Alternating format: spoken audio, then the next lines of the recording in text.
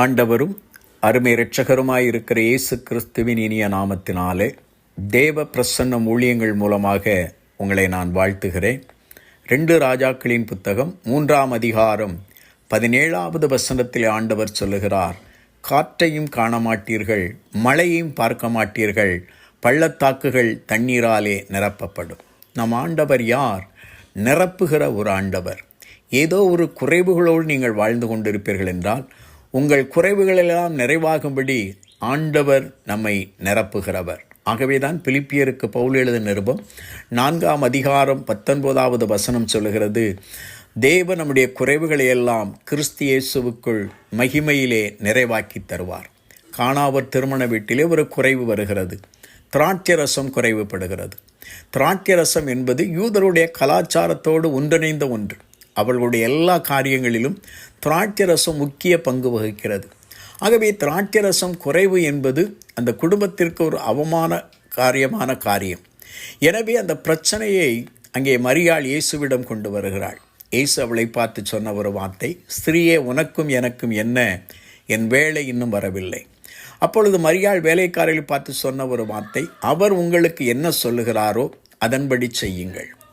இப்பொழுது ஆண்டவர் அந்த வேலைக்காரர்களை பார்த்து சொல்லுகிறார், அங்கே 6 கற்சாடிகள் வெறுமையாய் வைக்கப்பட்டிருந்தது. யூதர்கள் தங்களை சுத்திகரிப்பதற்கென்று அவர்கள் வீட்டை விட்டு வெளியே போய் திரும்பி வீட்டிற்கு வருகிற போது கை கால்களை சுத்தம் பண்ணி கொண்டே வீட்டிற்குள் பிரவேசிப்பார்கள். ஆகவே இந்த சுத்தம் பண்ணும் முறைமையின்படி 6 கற்சாடிகள் அங்கே வெறுமையாய் வைக்கப்பட்டிருந்தது. ஆண்டவர் வேலைக்காரரை பார்த்து சொன்னார், அந்த கற்சாடிகளை தண்ணீராலே நிரப்புங்கள். தண்ணீராலே நிரப்பப்பட்ட போது அவர் சொன்னார், எடுத்து கொண்டு போய் பந்தி விசாரிப்புக்காரனிடம் ஒப்படையுங்கள். அந்த பந்தி விசாரிப்புக்காரன் அந்த திராட்சை ரசத்தை ருசி பார்த்த பின்பு சொல்லுகிறான், எல்லோரும் நல்ல ரசத்தை முதலிலே கொடுத்து பின்பு பிந்தின ரசத்தை, குறைவுள்ள ரசத்தை கொடுப்பார்கள்.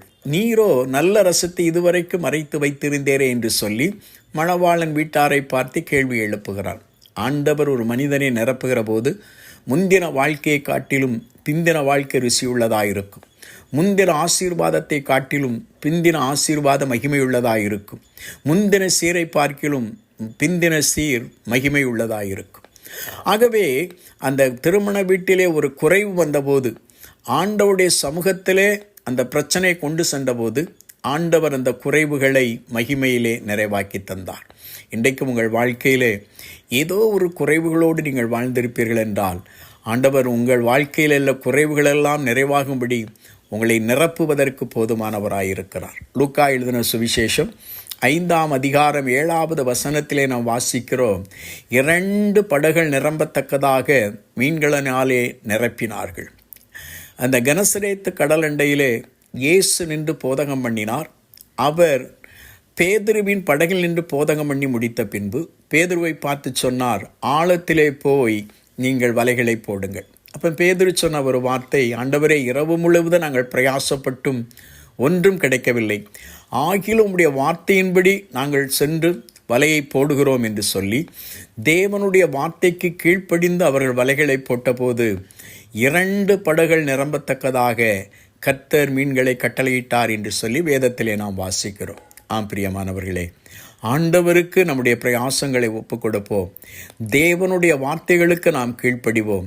அப்பொழுது நம்முடைய வாழ்க்கை நிரம்பத்தக்கதாக ஆண்டவர் நிறைவான ஆசீர்வாதங்களை கட்டளையிடுவார். கர்த்தர் தாமே இந்த வார்த்தையின் மூலமாய் உங்களை ஆசீர்வதிப்பாராக. ஆமென்.